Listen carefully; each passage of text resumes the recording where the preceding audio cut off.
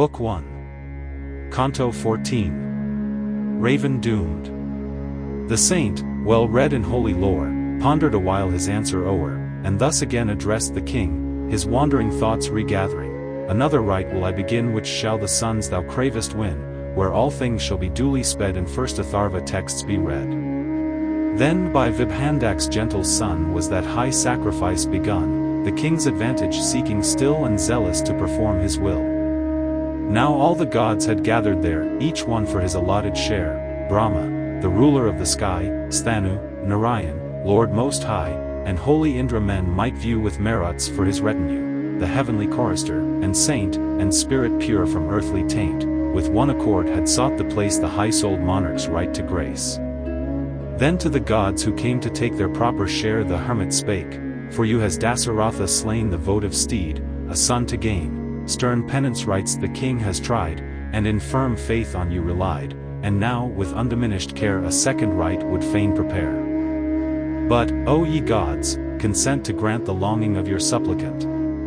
For him beseeching hands I lift, and pray you all to grant the gift, that 4 fair sons of high renown the offerings of the king may crown. They to the hermit's son replied, his longing shall be gratified.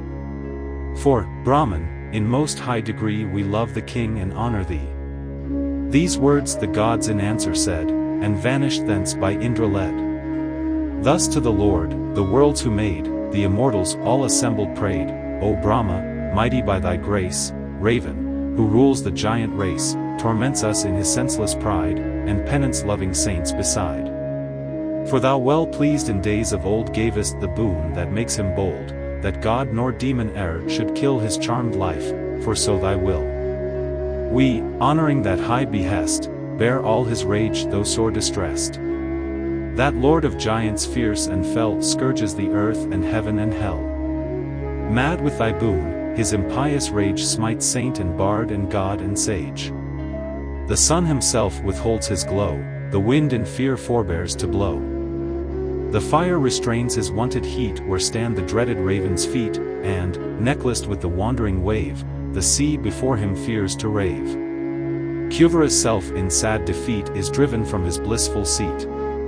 We see, we feel the giant's might, and woe comes o'er us and affright. To thee, O Lord, thy suppliants pray to find some cure this plague to stay. Thus by the gathered gods addressed he pondered in his secret breast, and said, one only way I find to slay this fiend of evil mind. He prayed me once his life to guard from demon, god, and heavenly bard, and spirits of the earth and air, and I consenting heard his prayer.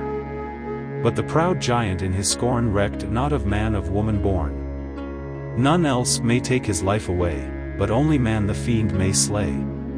The gods, with Indra at their head, rejoiced to hear the words he said. Then crowned with glory like a flame, Lord Vishnu to the council came, his hands shell, mace, and discus bore, and saffron were the robes he wore. Riding his eagle through the crowd, as the sun rides upon a cloud, with bracelets of fine gold, he came loud welcomed by the gods' acclaim. His praise they sang with one consent, and cried, in lowly reverence bent, O Lord whose hand fierce Madhu slew, be thou our refuge, firm and true, friend of the suffering worlds art thou, we pray thee help thy suppliants now. Then Vishnu spake, ye gods, declare, what may I do to grant your prayer? King Dasaratha, thus cried they, fervent in penance many a day, the sacrificial steed has slain, longing for sons, but all in vain. Now, at the cry of us forlorn, incarnate as his seed be born. 3 queens has he, each lovely dame like beauty, modesty, or fame.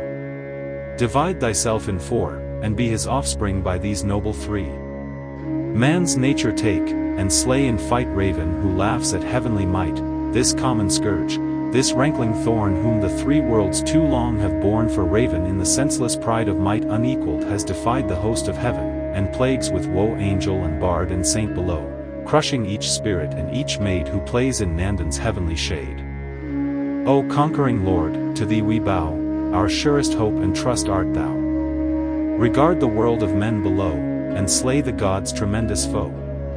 When thus the suppliant gods had prayed, his wise reply Narayan made, what task demands my presence there, and whence this dread, ye gods declare. The gods replied, We fear, O Lord, fierce raven, ravener abhorred. Be thine the glorious task, we pray, in human form this fiend to slay. By thee of all the blessed alone this sinner may be overthrown. He gained by penance long and dire the favor of the mighty sire. Then he who every gift bestows guarded the fiend from heavenly foes, and gave a pledge his life that kept from all things living, man except. On him thus armed no other foe than man may deal the deadly blow. Assume, O king, a mortal birth, and strike the demon to the earth. Then Vishnu, God of gods, the Lord supreme by all the worlds adored, to Brahma and the suppliant spake, Dismiss your fear, for your dear sake in battle will I smite him dead, the cruel fiend, the immortals dread. And lords and ministers and all his kith and kin with him shall fall. Then, in the world of mortal men, 10,000 years and hundreds 10 I as a human king will reign, and guard the earth as my domain. God, saint, and nymph, and minstrel throng with heavenly voices raise their song in hymns of triumph to the God whose conquering feet on Madhu trod, champion of gods, as man appear, this cruel raven slay, the thorn that saints and hermits fear, the plague that none can stay. In savage fury uncontrolled his pride forever grows, he dares the Lord of gods to hold among his deadly foes.